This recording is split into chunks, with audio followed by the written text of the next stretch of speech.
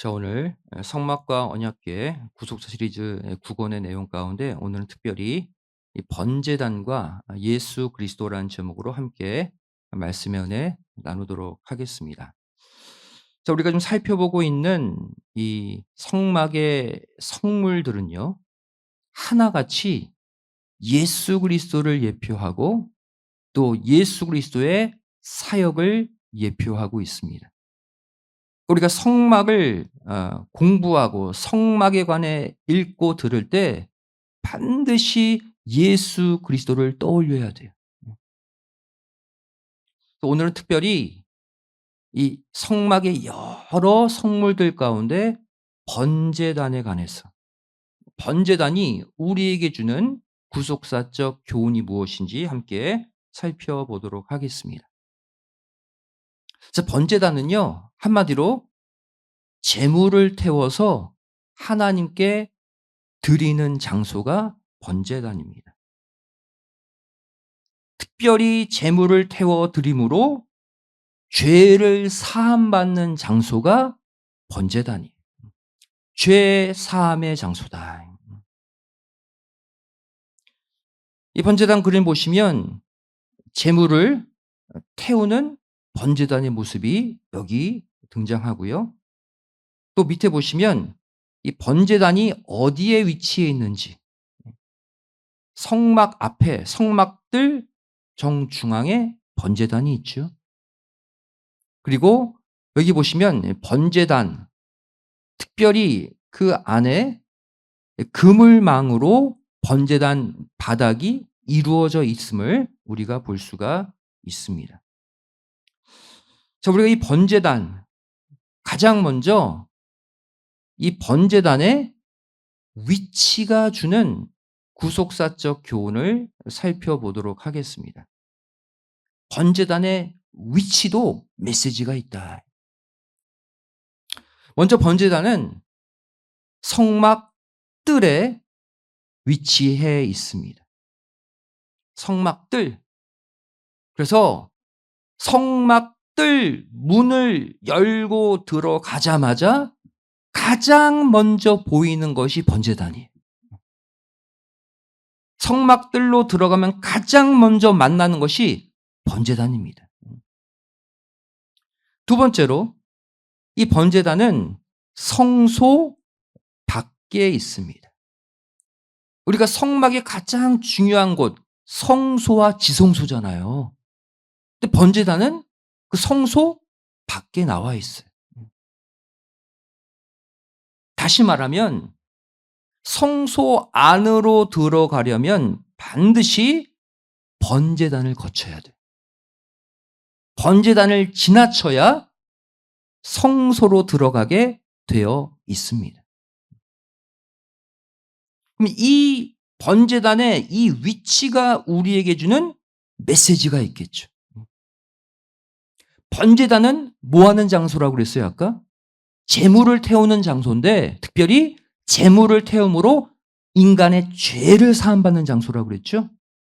자, 그렇다면 이 번제단의 위치는 어떠한 구속사적 메시지를 줍니까?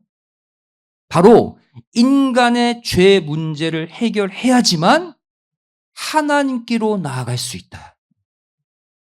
번제단을 통과해서 성소로 들어가는 이 위치의 배열이 인간의 죄 문제를 해결해야지만 하나님을 만날 수 있다는 구속의 진리를 보여주고 있어요. 앞서 말씀드렸듯이 성막 뜰 문을 열면 가장 먼저 번제단을 만나게 되어 있습니다. 여기서 죄사는 제사를 드려야 돼요. 그리고 나서 성소에 들어갈 수 있고 성소를 거쳐서 지성소 안 하나님이 임재하시는 언약궤로 나아갈 수 있죠. 번제단을 통과해야만 한다는 거예요. 그럼 두 번째로 번제단의 재료는 어떻게 구성되어 있는가? 조각목, 아카시아 나무로 번제단을 만든 뒤에 놋으로 쌌습니다. 그래서 번제단을 놋단이라고도 불러요. 놋으로 겉을 싼 제단이다. 속은 나무고요. 출애굽기 27장 1절, 2절 말씀 보시면 너는 조각목으로 단을 만들라. 번제단을 만들라. 그리고 그 단을 무엇으로? 놋으로 싸라 그랬어요. 그래서 이 놋제단, 번제단은요, 성막을 구성하는 귀한 성물이지만 화려하지 않아요. 투박합니다. 우리가 앞으로 성막의 여러 성물들을 살펴볼 텐데 되게 화려하거든요. 근데 놋제단, 번제단만큼은 가장 투박하고 가장 모양이 빛이 없어요. 번제단 보세요. 화첩 17페이지에 정확하게 나와 있죠. 딱 보면 뭘 느낍니까? 네모난 통처럼 보이죠. 뭐 위에 금띠 두른 것도 없어요. 그냥 민자에 놋으로만 쌓여져 있어요. 화려하지 않아요. 여러분, 번제단의 주 재료는 조각목입니다. 근데 조각목 자체는 불에 잘 타죠. 그런데 이 조각목 번제단에 놋을 입히면 불에 타지 않는 엄청난 내구성을 지니게 됩니다. 여러분, 이 놋이요, 섭씨 1000도의 불도 견뎌요. 1000도. 그러니까 가장 불에 강한 금속이 바로 놋입니다. 놋으로 싼 번제단은요, 절대 타지 않아요. 여기서 우리는 이 번제단을 싸고 있는 놋에 관해 잠깐 살펴봐야 합니다. 놋은 성경에서 무엇을 의미하는가? 첫 번째로 놋은 강한 힘, 강한 능력을 놋은 상징합니다. 강한 힘과 능력. 사무엘상 17장 5절, 6절 말씀 보시면 강력한 힘을 지닌 골리앗, 정말로 강한 힘을 지닌 골리앗을 묘사하고 있어요. 근데 무엇으로 묘사하고 있냐면 놋으로 다 묘사하고 있어요.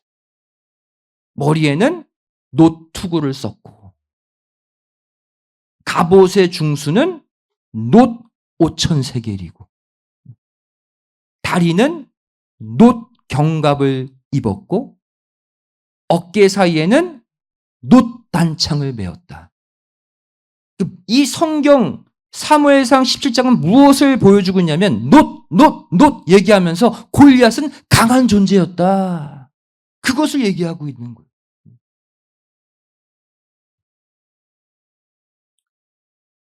두 번째로 성경에서 놋은 어떠한 메시지를 지니고 있냐면 죄에 대한 하나님의 진노, 죄에 대한 하나님의 심판을 상징하고 있는 것이 놋입니다.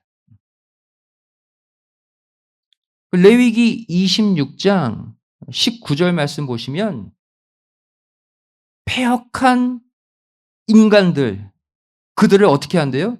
너희 땅으로 놋과 같이 하게 만들겠다 그랬죠. 이 말은 뭐냐면 한마디로 너희 땅을 심판하겠다는 거예요.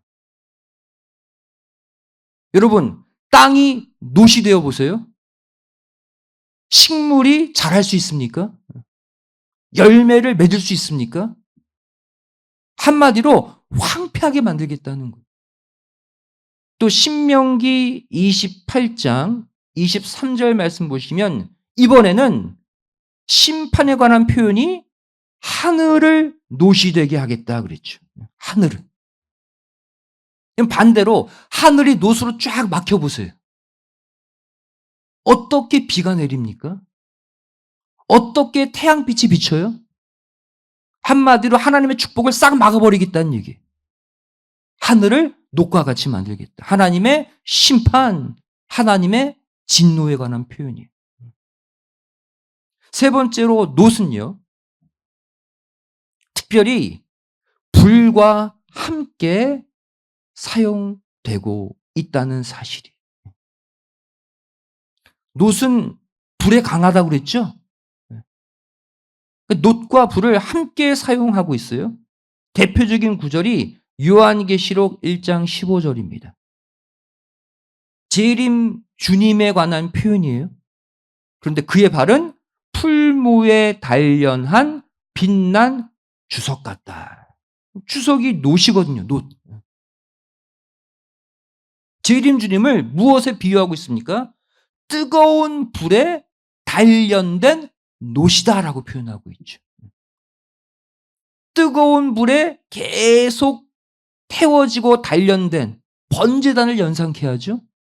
재림 주님, 번제단 연결되어 있다는 거예요. 세 번째로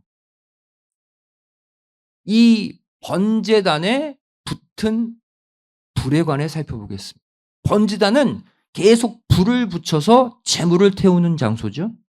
번제단은 불과 밀접한 연관이 있는 장소예요. 그런데 성경 보시면 번제단에 붙은 불은 제사를 드리든 제사를 드리지 않고 있든 상관없이 하루 24시간 계속 피워야 한다라고 명령하고 있어요. 단 한순간도 번제단의 불은 꺼트리면 안 돼요. 레위기 6장 9절 말씀 보시면 단의 불로 그 위에서 꺼지지 않게 하라 그랬죠. 또 레위기 6장 13절에도 불은 번제단 불이에요. 끊이지 않고 단 위에 피워서 꺼지지 않게 하라. 재물을 태우든 재물을 태우지 않는 시간이든 번제단 불은 계속 붙어 있어야 돼요. 자, 그러면 이제 이 번제단의 입장에서 생각해 볼게요. 번제단을 인격체라고 놓고 번제단 입장에서 보면요, 그 번제단 한 제단에 매년 수만 마리의 짐승이 태워져야 되죠. 그때마다 번제단은 그 뜨거움을 뭐 해야 돼요? 견뎌야 합니다. 번제단 입장에서는 큰 연단이, 고통이, 또 그뿐만이 아니죠. 제사를 드리지 않을 때도 아까 율법에 뭐라고 그랬어요? 번제단 불을 계속 피우라고 그랬죠.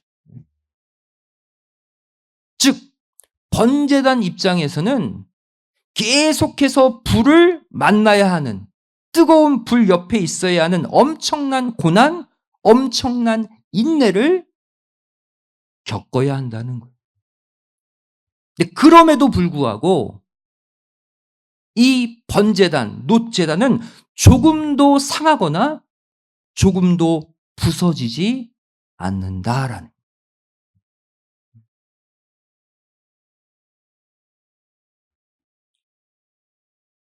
네 번째로 이 번제단의 또 다른 특징이 하나 더 있습니다. 번제단은 수많은 백성들을 만나게 되어 있다는 거예요. 수많은 백성들 앞에 놓여진 번제단의 위치에 주목해야 돼요. 여러분, 번제단은 어디에 놓여져 있다고 그랬어요? 성막 안이 아니라 성막 바깥에 있는 뜰에 있는 것이 번제단입니다. 근데 이 성막들은요, 제사장들 뿐 아니라 누구까지? 백성들까지 출입할 수가 있어요. 재물 가지고 와서 제사 드릴 수 있는 곳이니까. 모든 백성들이 출입할 수 있는 성막들에 번제단이 있습니다. 그러니까 백성들은요, 성소 안에 있는 성물들은 못 보죠. 제사장이 아니니까. 하지만 무엇은 볼 수 있어요? 노수로 쌓여진 성막 뜰에 있는 번제단은 언제든지 볼 수 있죠. 따라서 이 번제단은요, 사람들이 볼 때 다른 성물들과는 달리 가볍게 여김받을 수 있죠. 때로는 무시당할 수도 있어요. 신비로움 전혀 없어요. 재물만 가지고 가면 언제나 놋재단 볼 수 있거든요. 성막 안에 있는 성물들은 못 보니까 신비롭다 할 수 있지만 번제단은 아니에요. 여러분, 지나가다가 만질 수도 있고 툭 건드릴 수도 있는 것이 번제단의 위치입니다. 하지만 그럼에도 불구하고 절대로 번제단은 만지면 돼요, 안 돼요? 안 되는 성물이에요. 아무나 손댈 수 있지만 감히 손대서는 안 되는 거예요. 누가 연상됩니까? 번제단, 예수 그리스도 정확히 표하고 있는 거예요. 민수기 4장 15절 말씀 보시면 어떠한 성물도 심지어 놋제단, 번제단도 만지면 죽는다 그랬어요. 결국 앞서 말씀드린 번제단의 수많은 특징들이 있죠. 궁극적으로 누구를 가리키느냐? 답은 뻔하죠.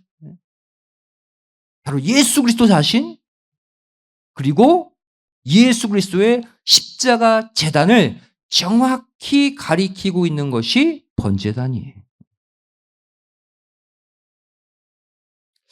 자, 그렇다면 이제 우리가 답을 알았어요. 번제단은 정확히 예수 그리스도를 가리키고 있다. 그러면 이제 예수 그리스도의 관점에서 앞서 말씀드린 번제단의 특징을 다시 살펴보도록 하겠습니다. 먼저 번제단의 위치가 주는 교훈, 예수 그리스도를 대입하면 답이 나와요. 번제단의 위치는 예수 그리스도의 사역의 핵심을 가르쳐주고 있어요. 어떤 사역입니까? 이 땅의 모든 인간들은 반드시 누구를 거쳐서, 예수님을 거쳐서, 예수님을 통해서만이 영이신 하나님, 성부 하나님께로 나아갈 수 있음을 번제단의 위치가 보여주고 있는 거예요. 요한복음 14장 6절의 진리죠. 예수님이 말씀하십니다. 나는 곧 길이요 진리요 생명이니 나로 말미암지 않고는 성부 하나님께 못 간다. 번제단, 희생, 제사가 아니고서는 성소, 지성소, 법궤 갈 수 없다는 거예요. 두 번째로 이번에는 번제단의 재료가 주는 구속사적 메시지. 예수님과 연관시켜서 보면 어떠한 교훈을 얻을 수가 있습니까?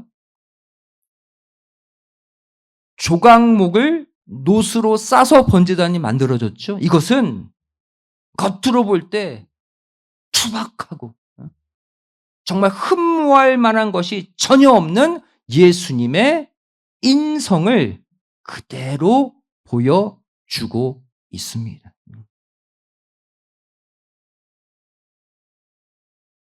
대부분의 성물은 금으로 쌌어요. 금도 아니고 은도 아니고 놋으로 쌌어요. 여러분, 올림픽에서 메달 따잖아요. 그죠? 가장 최고의 메달이 뭐예요? 골드 메달, 금메달. 두 번째, 실버, 은메달. 여기까지는 그나마 사람들이 집중해요. 동메달 하면 브론즈. 사람들이 잘 주목 안 해요. 놋이 그런 위치에 있다고요. 이사야 53장 2절 말씀 보시면 놋제단 같은 예수님의 모습이 나오죠.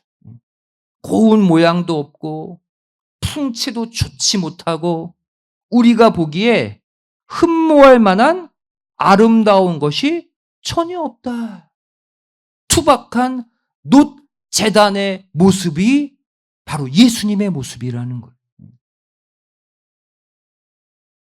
하지만 동시에 예수님은 놋처럼 강하시다는 것이죠. 놋처럼 인간의 죄를 심판하는 권세를 가지고 있다는 거예요. 아까 놋의 특징 봤죠?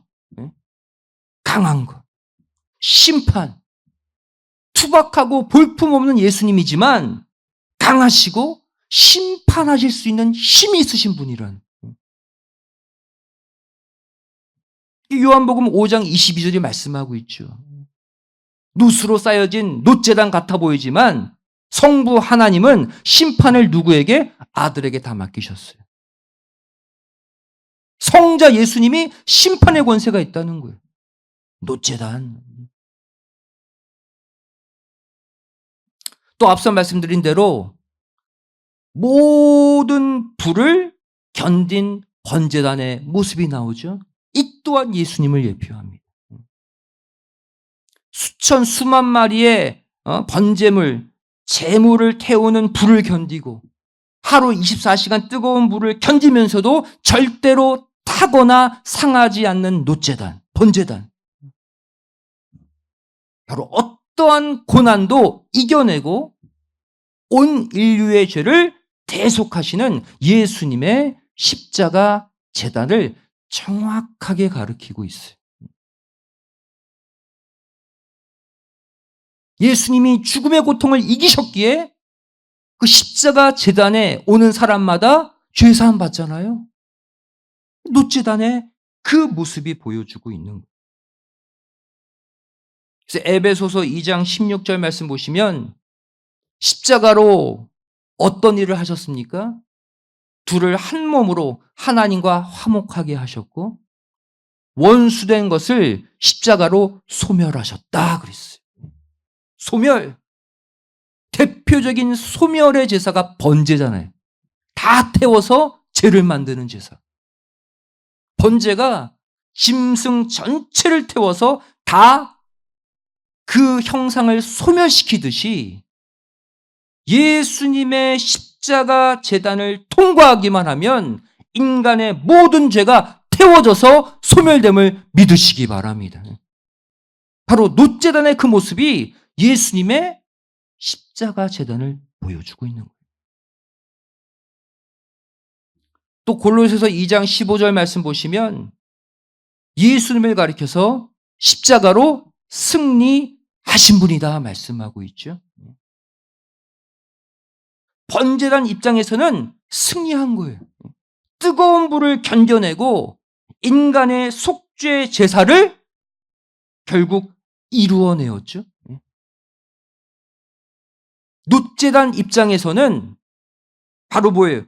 인간의 속죄 제사를 뜨거운 불을 견뎌내고 이루어냈잖아요. 이것이 예수님의 십자가 승리를 보여주고 있는 거예요. 마지막으로 번제단의 마지막 특징이 뭐라고 그랬어요? 성막의 성물 가운데 거의 유일하게 수많은 백성들과 함께 있는 위치에 있다고 그랬죠. 아무나 볼 수 있고 아무나 만날 수 있는 성막의 성물이 번제단이에요. 이 모습은 무엇을 보여줍니까? 영이신 하나님, 타락한 인간은 도저히 만날 수 없는 그 하나님이 인간의 육신을 입고 온 인류 곁으로 내려오셔서 모든 인간들을 아무 때나 만나주시는 예수님의 성 육신을 보여주고 있는 거예요. 얼마나 감사합니까? 이 구속사적 모든 예수님에 관한 메시지가 번제단에 다 들어가 있어요. 사람들이 지나가면서 툭 건드릴 수도 있고 모습도 화려하지도 않고 다른 성물들보다 귀하게 여겨지지 않는 투박한 번제단. 여러분, 예수님도요, 인간들 사이에 오셔서 이러한 취급을 받으셨습니다. 아무나 툭툭 건드리고 귀히 여기지 않았어요. 마가복음 14장 65절 말씀 보세요. 창조주 예수님에게 침을 뱉었죠. 주먹으로 쳤습니다. 하속들은 손바닥으로 얼굴을 때렸어요.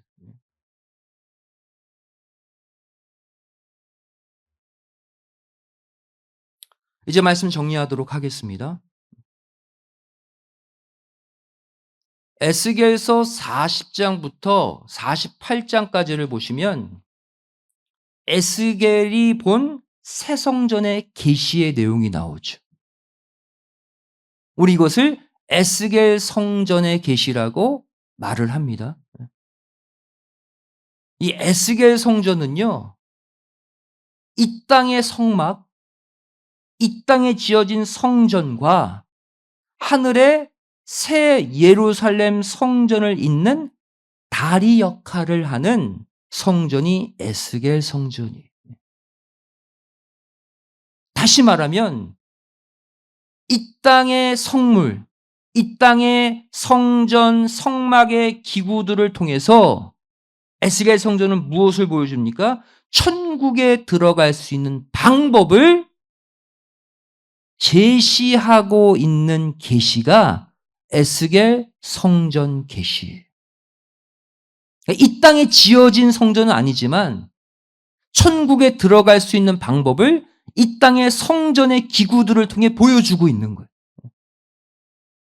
이런 관점에서 여러분 에스겔 성전 평면도 입체도 다 예전에 한번 배웠죠. 기억나시죠? 이 에스겔 성전의 설계도에 한 가지 독특한 특징이 하나 있는데요. 그것은 바로 에스겔 성전의 성소나 지성소가 아니라 번제단이 에스겔 성전의 정중앙에 위치해 있다는 사실이에요. 번제단이. 그러니까 우리가 볼 때는 성막 뜰에 있는 번제단보다 성소가 더 귀해 보이고 그 안에 있는 지성소, 언약궤가 더 귀한 장소처럼 보이잖아요. 그런데 에스겔 성전의 계시를 보면 번제단이 그 성전의 중앙에 놓여져 있어요. 보겠습니다. 이 에스겔 성전의 간단한 입체도인데 에스겔 성전의 성소가 여기 있고 지성소가 여기 있어요. 가장 중요한 곳이 여기라고 우리는 생각하죠. 지성소, 그죠? 그런데 이 에스겔 성전의 정중앙에 지금 뭐가 있어요? 번제단이에요. 번제단. 정중앙에 번제단이 놓여져 있다는 거예요. 그리고 이것이 우리가 천국 갈 수 있는 방법을 이 구도가 보여주고 있는 거예요. 무엇을 말하고 있습니까? 그만큼 이 번제단은요, 천상의 성전, 새 예루살렘 성전, 즉 천국을 완성하고 이루는 데 있어서 가장 중심적인 역할을 한다는 거예요. 번제단이. 그래서 중앙에 딱 집어넣은 거예요, 에스겔 성전은. 그냥 겉으로 볼 때는 성막 안도 아니고 성막 뜰에 나와 있죠. 또 금도 아니고 은도 아니고 노수로 쌓여져 있어요. 모든 백성들이 다 지나가는 곳에 있어요.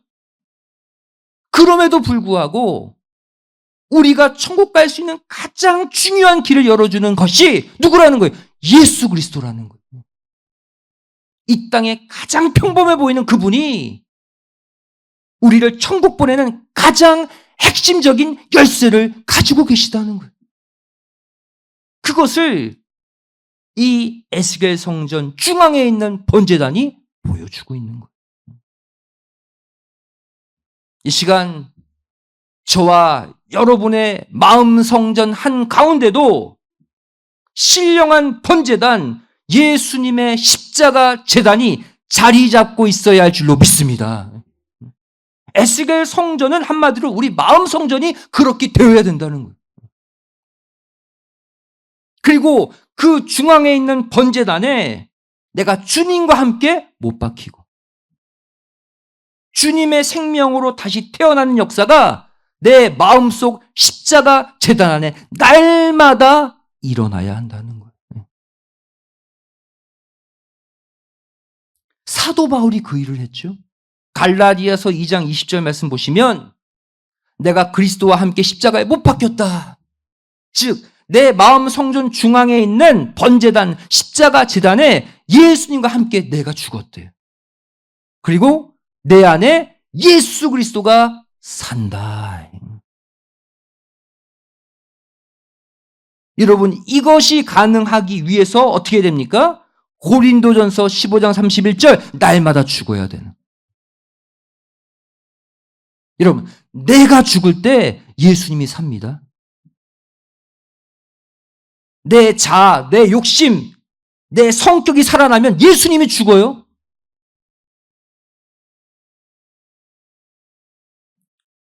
성도 여러분, 내 속에서 내 자신이 죽고 예수님만 살아있으면 욕심, 미움, 어둠의 마음이 전부 사라지게 될 줄로 믿습니다. 갈등과 오해 다 그치고 내가 만나는 사람마다 다 살아나는 역사가 일어나는 거예요. 그러한 성도들이 모인 교회가 수많은 영혼들을 살리는 구속사의 교회인 줄로 믿습니다. 10월 18일 구속사 세미나 우리 기도 중에 있죠. 여러분, 이 세미나가 지식만을 전파하는 세미나가 아니라 영혼들이 진짜 살아나는 세미나. 예수님이 각 사람 안에서 부활하는 세미나가 될 수 있도록 각자의 번제단 위에 날마다 자신을 바치고 바치는 은혜로 살아가시기를 주님의 이름으로 간절히 축원드리겠습니다. 기도하시겠습니다. 고맙고 감사하신 살아계신 아버지 하나님, 저희를 오늘 번제단의 위치, 번제단의 재료, 번제단의 그 모든 모습들을 통해 예수 그리스도를 발견하게 하여 주심에 진심으로 감사드립니다. 저희들 마음 성전 중앙에 신령한 번제단, 예수님의 십자가 제단이 우뚝 서 있기를 소망합니다. 날마다 예수님과 함께 그 십자가 제단에 나를 못 박아 죽이고 날마다 예수님의 생명으로 살아나 만나는 사람들마다 다 살려내는 구속사의 사람들이 되게 하여 주시옵소서. 이번 10월 18일 구속사 세미나는 많은 영혼들을 살리는 세미나, 우리 교회의 수많은 생명들이 정착하는 참 생명의 세미나가 되게 하여 주시옵소서. 저희를 21일 릴레이 금식 중에 있습니다.